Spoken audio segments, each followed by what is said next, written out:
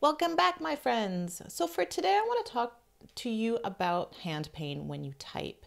I don't know about you, but I have repetitive stress injury, which is RSI, that affects mostly my hands when I'm typing for long periods of time or when I'm doing certain activities with typing. And for me, as a blogger and freelance writer, I rely heavily on my hands to type as it's part of my business. So what happens if you are a freelance writer or a blogger and you have hand pain when you're typing or carpal tunnel syndrome, right?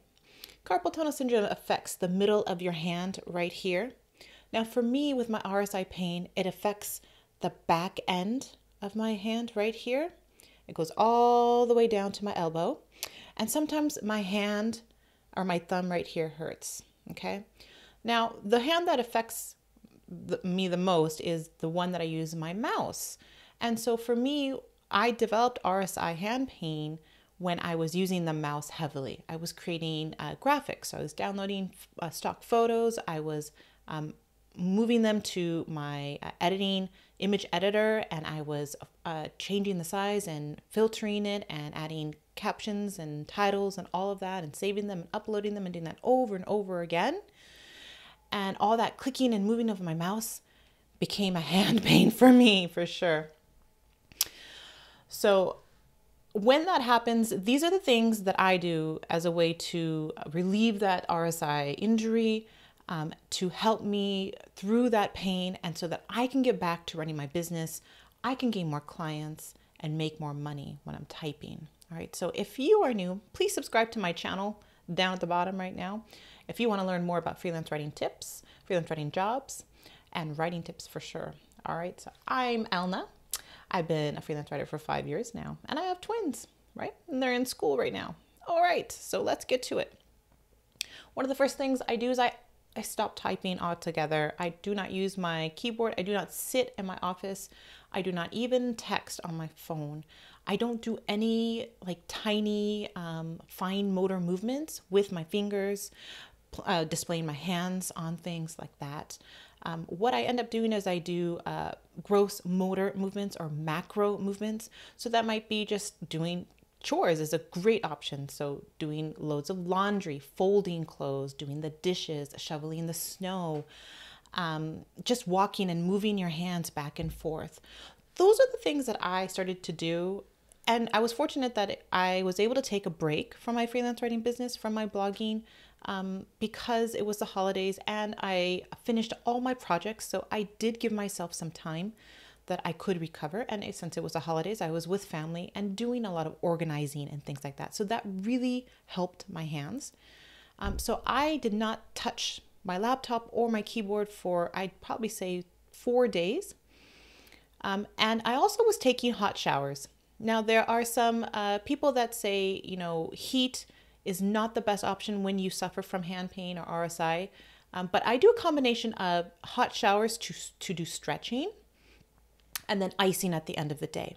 So throughout the day, I do hand stretches. So that might look like, if I can show you, I bend my hand back like this and I put my hand straight. So I'm bending. You can see I do wrist movements like this out from the side of my hand, right? So I do a lot of stretching of my muscles right here, and I put my hand out. So I'm waving it out, right? And that stretches, and I move it all the way back, because what ended up happening with my RSI hand pain is that it traveled from my hand, if you can see, traveled from my hand all the way up to my elbow, and then after a couple of days it started moving up to my shoulder and my neck, and that's where it has settled for me.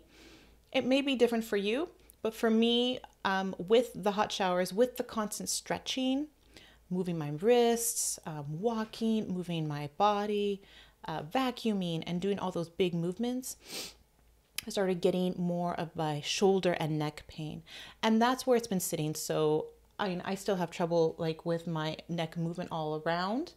I still have pain here, so I ice at the end of the day. I massage my neck. I'm doing push-ups. So I'm doing a lot of different things to move my body, because As a freelance writer, if you're sitting all day or sitting for long periods of time, you're not moving your body around. So exercise is important. It's snowing where I am at and it's very cold, but I can do at home exercises. So I'm going to incorporate more of that. Yoga stretches really help. Now, I told my subscribers, so if you belong to my email list, I'm sure you heard about this story already, but I told my subscribers about how I developed this hand pain with using my mouse. And also I ended up actually hurting my hand when I was carrying a wrapping paper bin. I just threw the door, it was too big, and I ended up bashing my hand. And so I ended up getting a little bit of swelling and a bruise on my hand. So I definitely was not typing leading up to the holidays at that point. But once the bruise subsided, there wasn't much pain when I touched. That's when I started typing, and that's when the pain started coming back up here on my shoulders. So those are the big movement things that I did, icing and hot showers. I asked my subscribers if they had any other tactics to help me. Some of them had carpal tunnel syndrome. Some of them had hand pain. And these are the things that I haven't used, but if you are interested, some people said to use a stylus. So if I had a way, maybe on the iPad, I could use a stylus. But again, I like to sit at my office and I don't have a touch screen. But that is an option because writing is a different way than holding your mouse or typing. There are some pills like Pain X. I've never heard of that. That could work. I'm not sure if it's natural. And our arnica gel, which is a topical solution that you put as a salve maybe to, relax those muscles. I've never used that as well. So those are the things that were recommended to me. And those are things that you can try and research as well. But I like to be all natural as much as possible. And I know that moving my body and not typing. So I gave it a good couple weeks. I mean, usually my RSI injuries last no more than a week and a half, then I can get back to typing. But for some reason, this took way longer.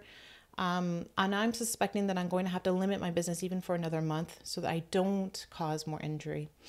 One thing that I made sure not to do when I was typing during this time is to use things like Tylenol or Advil. Even though that helps with the pain, it helps with my neck pain and the shoulder pain and pain in my hands and arms. I didn't want to type over that as a way to stress my arms even more because I'm not feeling the pain. So I'm trying to limit Tylenol, and if I do end up taking it, I'm not on the computer for the next 4 to 6 hours. So be careful of that. You don't want to keep injuring your hands, your arms when you take pain medication like Tylenol or Advil, to not keep typing because you can stress your arm even more. So the biggest thing you can do as a freelance writer is to take that time. But how can you, if you have client work, how can you do all this stuff?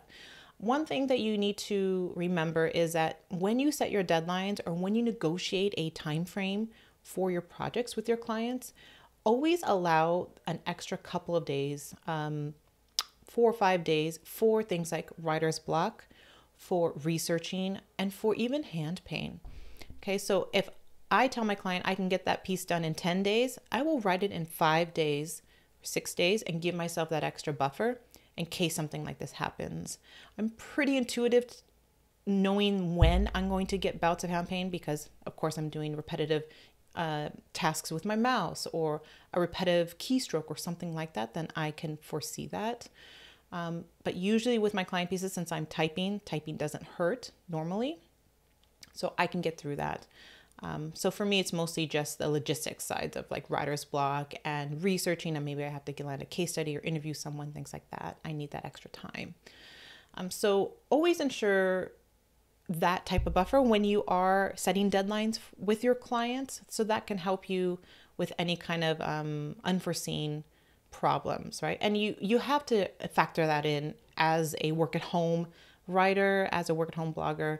There are going to be emergencies with your children, with your family. There are going to be things that you have to deal with now that your client work has to be pushed aside.